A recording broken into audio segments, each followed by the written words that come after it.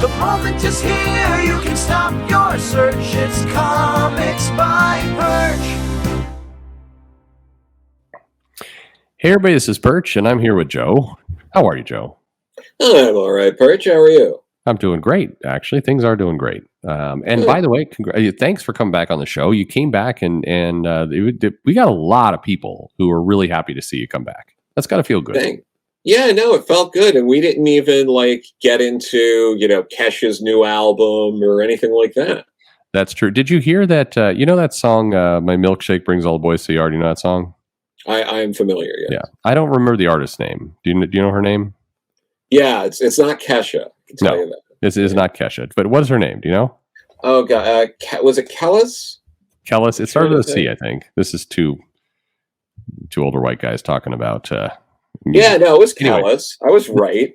All right, Kellis. There you go. There you go. See, you're less old than I am. Guess who she's dating? Taylor Swift? No, don't. Oh, that's a good guess. Don't search now. You're not going to guess. You ready? I'll give you one hint. He's been in a Marvel movie. Chris Evans. No. Bill Murray. Bill Murray. Bill Murray. Well, I don't know. It's I hear she's bossy.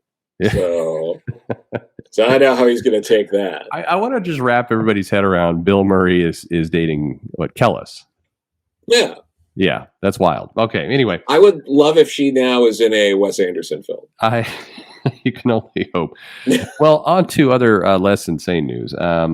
Now that we've got everybody warmed up to this show. So the news broke that Skybound has the G.I. Joe, the Hasbro license. Yes. I believe, I think we talked about this roughly a year ago. I think we were talking about that they thought there might even be an announcement last San Diego Comic-Con. Yeah. So, and there's video proof of this, but yes, this was something that seems to be in the works for a while. So my question to you is, what do you make of that? What do you think a Skybound/Image G.I. Joe Transformers Hasbro license? What do you think comes of that?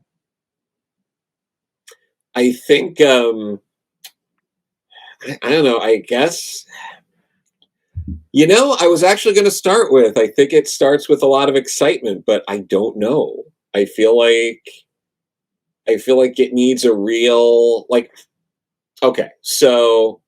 Mm-hmm. They're coming out in this what was it, this Down the Void #1 or mm-hmm. something that's out in a week or two. Yep. Which is I guess that's cool. I don't know why. Kirkman seems to do this a lot, where it's just that's the trick. And I don't know how retailers feel about that. Being after Final Order cutoff, we announced a big thing in your comic. Yeah, they don't like it.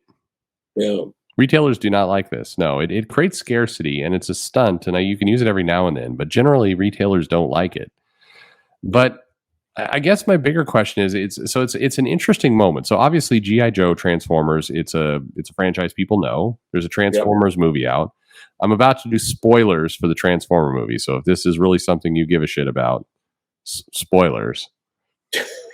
At the end of the Transformers movie, they reveal that one of the characters is being recruited by G.I. Joe, meaning that in that movie, we're getting a Hasbro G.I. Joe Transformers crossover. Clearly, this is leading to the Hasbroverse, which, next My Little Pony and Peppa the Pig. But first, G.I. Joe and Transformers. I think the timing is, in theory, good for comics coming out like this. But one of the things that made the G.I. Joe and Transformers lines successful for Marvel back in the day was that it was kind of their entry for kids. Even though it was a comic where people were getting, blown up and murdered, well, sure. It was still for kids. I don't get the feeling like Image will take the same route. What do you think? No, I don't think it's going to be that way. They might be visionaries in their own right. Oh, but yeah, but no, I think a lot of comics now, it's the comic that's based on a toy for children is targeting 45-year-olds. I don't think it has to, though, does it? I don't think it does either, but that is that what is it? That's just the like industry knowledge. I'm using air quotes. Yep.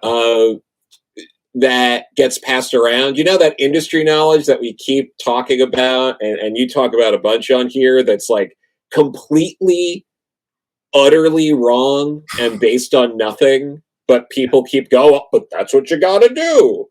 And yeah, I think it's so that wild. It's so wild because there is definitive proof that back in the 80s, G.I. Joe Transformers as comics were the gateway comics for kids that got them into Marvel, that then stayed through Marvel through the 90s as they grew up into the world outside your window.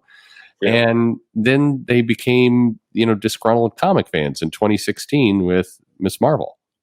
Exactly. Yeah. I mean, that's the cycle of life right there. Yeah, but I can't wait to find out who we're gonna hate this next generation. I can't even. Let's see. We can speculate on that. It's probably Captain Marvel. Yeah, or could it be Speedball again? Will that come complete full circle and we can hate Speedball again? Could be Speedball. Anyway, but here's the thing. So I do believe, my guess is, when predicting. And we'll see what the people in the comments think. But my guess is that Image, Skybound, Robert Kirkman will make comics that are kind of designed to kind of hook and have Easter eggs and appeal to comic collectors who collected G.I. Joe and Transformers and love those properties. In other words, 40-year-old people. Yeah. And I'm not saying those people shouldn't get comics. Of course, it's nice for them to get comics. But my feeling is if they put out a solid G.I. Joe book that was in the same tone as the 80s, which was arguably for kids, but I think the 40-year-olds would probably like that better than some 2023 reimagining of what people think that audience likes. Yes. And it will be a far cry from whatever the hell's been coming out the past couple of years. Yeah, I mean, the IDW stuff's been just dismal to read by and large, but I mean, no offense to anyone who wrote it, I'll go, I guess. And not the Larry Hama stuff. We're not talking about Larry, but I know. Well, sure. But it's just, it's not, the stories in the 80s, because I recently went back and was reading some of them, and even though they're aimed at kids, they didn't feel like that. They just felt, and even today, to me, reading them, older, it just feels like a kind of solid, fairly easy intercomic story. It's not doing a bunch of weird deconstruction. We're not learning that, Duke is secretly, masturbates while choking himself between missions. It wasn't much of a secret, but but like you were saying though, the part of the problem is, the industry knowledge has really changed. And I've talked to a number of people in different publishers, agents, things like that, editors, that will flat out say, and this seems across the board, like, well, like, for example, if we were talking about G.I. Joe, well, the G.I. Joes are adults, so it's made for adults. If we wanted to do a kids version, they would have to be kids, or else kids wouldn't buy it. That's insane. It's insane thinking. But that's infected everything. Like, that is what people think. And as a kid who grew up on things like Batman and Spider-Man and the X-Men, as well as, G.I. Joe, Transformers, things like that, at no point was I like, boy, everything I like sucks. I wish everyone was a child in this so I could relate to it somehow. Well, what you really need is for all the characters to be dogs that talk. Ruh-roh. Yeah, I don't know. Did you ever, by the way, see there's a Saturday Night Live bit where there's a guy running against the mayor of the Paw Patrol town, and the guy, it's the funniest shit because the guy's like, why should you be mayor? It's like, I wouldn't put a dog in charge of the fire department. That's insane. And anyway, that's how I feel about a lot of this stuff. Like, you don't need to pander. I really want to know, and I'm curious if anybody wants to argue with it. But if you are a 40-year-old man and you remember with fondness some of the G.I. Joe comics in the 80s, And I could tell you right now, you can go to your comic shop and pick up a #1 issue, and it will be the same tone. It will feel the same. It'll have, good. You'll have the art that was solid in the '80s. It'll be just like that. New story, not an old story, but new story. Would that appeal to you? I'm guessing 99% of the people would be all on board for that. That's all they want. Yeah. It's crazy. But so you're excited about this? Do you think so? How, if you're predicting right now, where do you think this goes? Do you think this is a huge hit for Image and Skybound? What do you think the union will think about this? I think they're still going to be litigating the union through most of this, right? But that's fair, yeah. Yeah, but I feel like this stunt strategy, again, it might work in the sense that it'll get the buzz and the scarcity. It might work in that it'll get them what they want. But I feel like this is going to be weeks of kind of excitement mixed in with confusion and befuddlement of people kind of being like, they're in like the same universe. Like I get, like, here's part of the issue is Hasbro wants to do this crossover thing. That's what if they're doing that in the movie, that's, the top down. Right. So I don't know how much of a say, Kirkman or anyone else has in that. I think it's a bad idea out the gate to already have a shared universe. It is. And Transformers didn't do it either. The movie that this is happening in, what is this, the 5th or 6th movie? Yeah. Like it's a while, yeah. It's not the first one. No. Yeah.